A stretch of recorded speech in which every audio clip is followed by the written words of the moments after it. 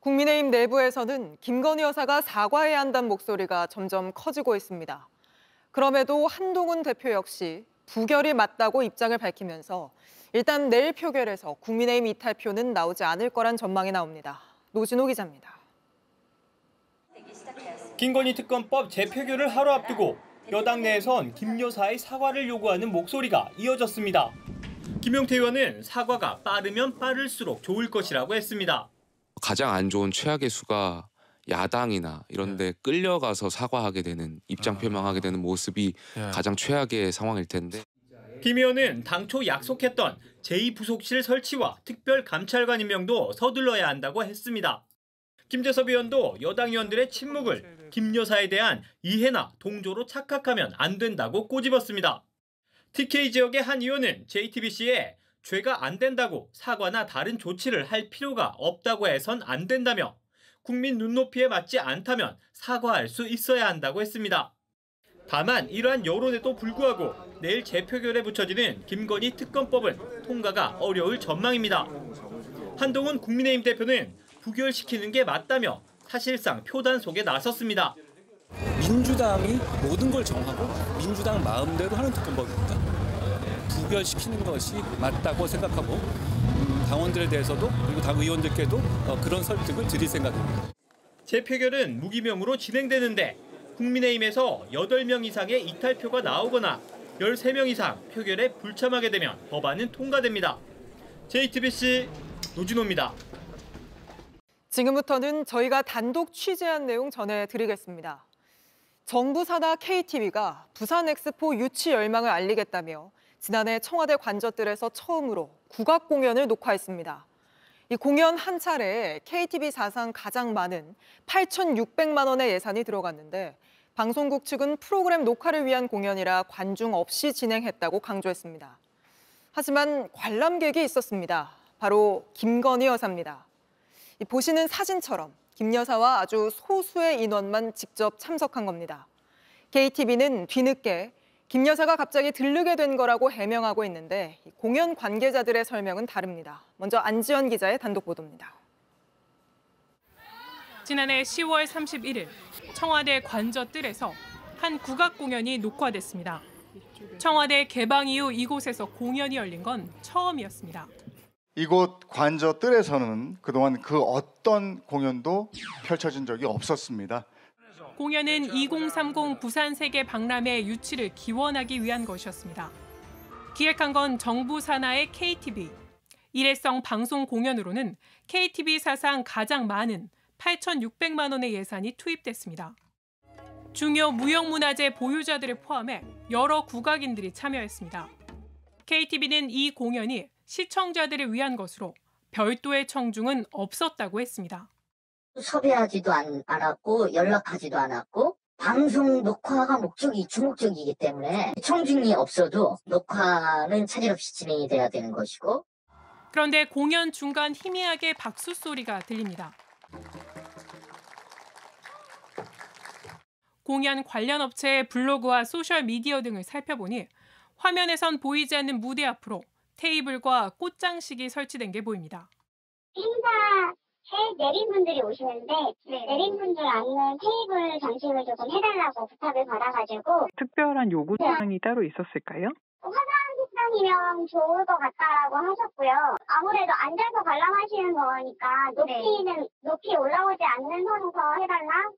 내빈이 실제로 있었는지 확인해보니 복수의 공연 관계자들은 JTBC 취재진에 김건희 여사가 공연을 관람했다고 말했습니다.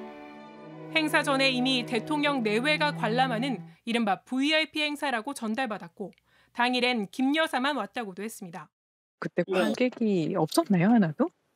그때 이제 대통령께서 못 오셨고 일정상 영부인만 오셨거든요. 아, 그러니까 원래 오시기로 한 걸로 전달받았었는데 안 오셨던 거예요? 네네네. 이제 VIP만 모시고 하는 행사라서. VIP는 그 김건희 여사. 네, 맞아요.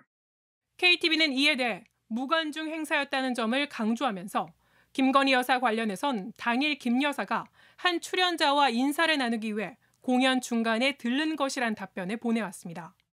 자신들은 초청한 적이 없는데 김 여사가 출연 국악인 중 한 명에게 행사 소식을 듣고 온 걸로 보인다는 겁니다.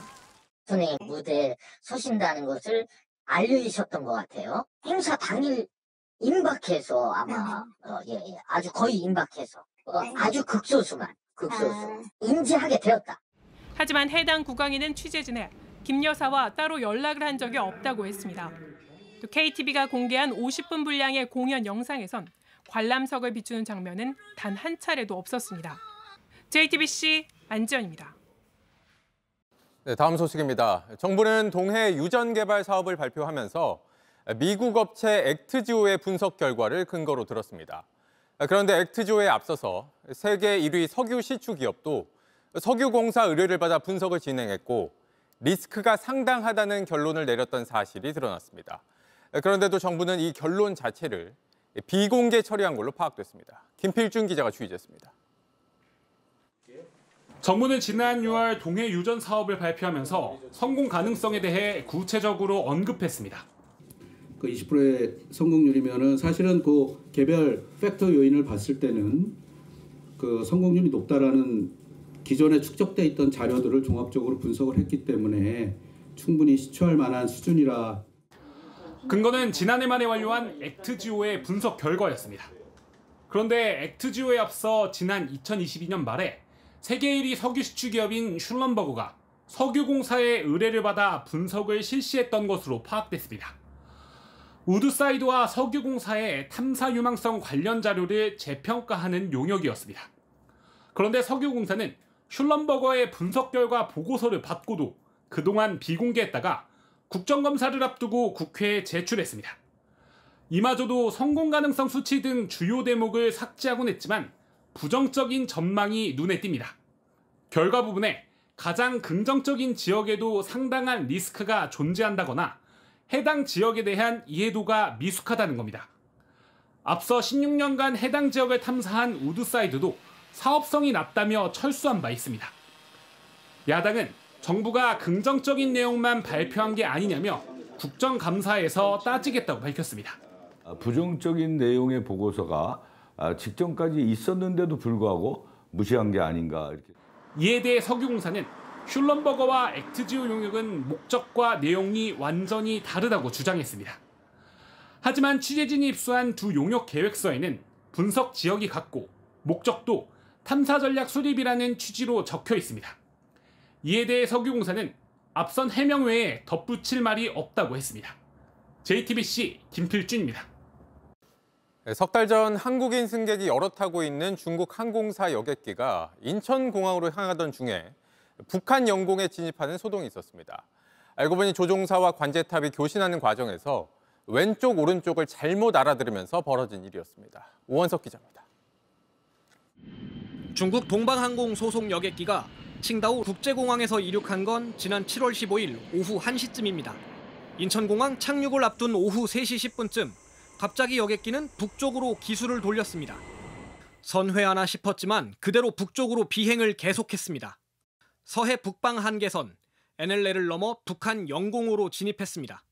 여객기는 북한 하늘에서 2분 정도 비행했습니다. 그러다 조종사가 방향이 잘못됐다는 걸 깨달았고 급히 기수를 돌렸습니다. 이런 일이 왜 벌어졌는지 국토교통부 조사 내용을 입수했습니다. 여객기가 착륙을 위해 인천공항에 접근하자 관제탑은 영어로 right, 즉 오른쪽 방향으로 틀라고 지시합니다. 그런데 조종사는 left, 왼쪽으로 알아들었습니다. 조종사는 left를 5번 더 복창합니다.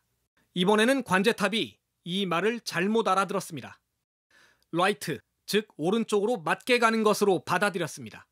시속 460km로 날고 있던 비행기는 실수를 알아차렸을 때 이미 북한 영공을 날고 있었습니다. 이 여객기에 우리 승객은 21명 타고 있었습니다.